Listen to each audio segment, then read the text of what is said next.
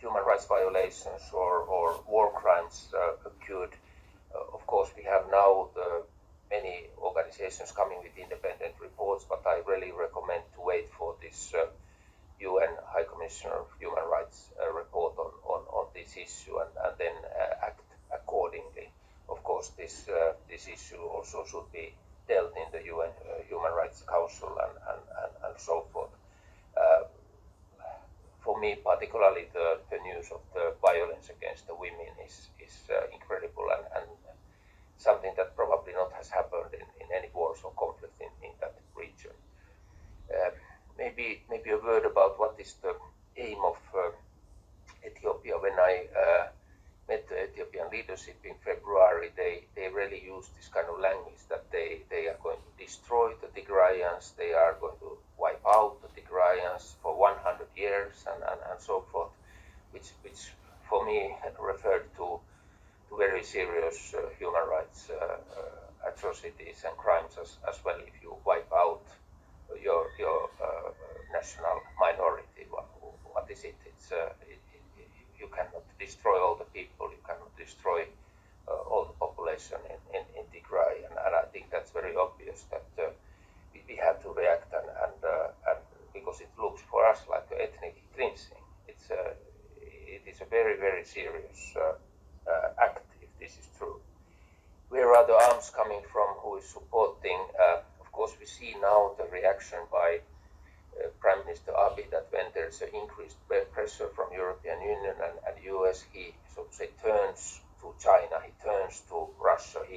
There is this kind of hostile language against Westerners now in Ethiopia, and I also want to warn against this part, because if they really choose this kind of language and rhetoric, this has mean now that our embassies in Addis have faced some protests, and people are out the street, start to be hostile towards the Westerners and so forth. This is not a nice story at all, and this is also what we have been saying to government of Ethiopia, that if they want to turn this to some kind of hatred campaign against the Westerners, it doesn't help anyone, it doesn't help any people in the country, but it doesn't help our cooperation either.